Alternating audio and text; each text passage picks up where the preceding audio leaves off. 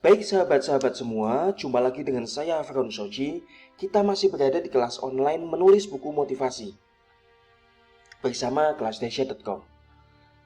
Pada video materi kali ini kita akan membahas menulis buku motivasi berdasarkan latar belakang kita. Ya, jadi setiap orang, setiap individu pasti memiliki latar belakang yang beda-beda. Nah, latar belakang yang kita miliki itu bisa menjadi sumber inspirasi dan memiliki nilai jual tersendiri. Apapun latar belakang kita, pasti ada bagiannya di dalam situ. Apapun latar belakang kita, pasti ada satu dua hal atau banyak hal yang bisa menjadi sumber inspirasi, bahkan memiliki nilai jual tersendiri. Apa latar belakang yang kita miliki? Apakah kita seorang akademisi yang menekuni bidang ilmu tertentu? Atau kita seorang ahli yang bekerja pada bidang tertentu? Atau bahkan kita seseorang yang pernah memiliki masa lalu yang kelam? Ini juga bisa jadi latar belakang loh.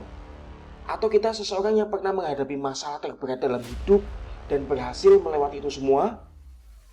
Anda akan lebih mudah menulis buku motivasi yang sesuai dengan latar belakang Anda.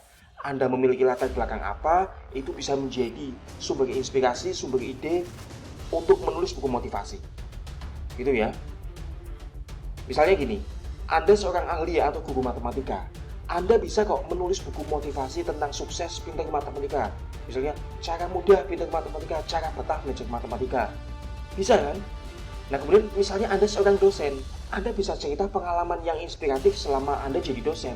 Atau Anda bisa menceritakan perjalanan pencapaian Anda, perjalanannya gimana sampai Anda berhasil menjadi seorang dosen. Atau misalnya Anda seorang mahasiswa psikologi, Anda bisa menulis konsep-konsep psikologi yang dikemas menjadi tulisan motivasi. Gitu ya. Apapun latar belakang Anda, pasti ada bagian yang bisa Anda temukan. Nah, tadi mungkin ada yang bertanya, Pak, kalau misalnya seseorang yang punya latar belakang masa lalu yang kelam, itu apanya yang mau dijual? Nah, Anda mungkin pernah punya masa lalu yang kelam, misalnya ya, tapi Anda sudah berhasil melewati itu semua. Anda sekarang berada di titik terang, tidak berada di titik kegelapan. Nah, itu bisa Anda ceritakan bagaimana sih perjalanan Anda dalam berjuang dari titik gelap ke titik terang. Atau misalnya Anda pernah mengalami masalah terberat dalam hidup. Ya, masalah apapun, masalah asmara, masalah keuangan, masalah keluarga dan lain sebagainya.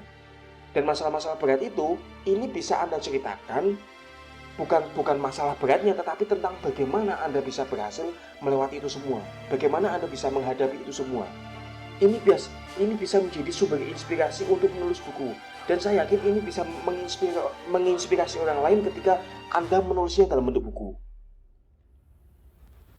Jadi kesimpulannya pada video materi kali ini akan lebih baik, akan lebih produktif apabila sahabat-sahabat semua menulis buku motivasi berdasarkan latar belakang yang kita miliki. Karena apa? Latar belakang yang kita miliki, kita memiliki pengetahuan di situ, kita memiliki pengalaman di situ, sehingga kita bisa leluasa, kita bisa menuliskan konsep-konsep yang lebih mendetail dan otentik. Gitu ya sahabat-sahabat.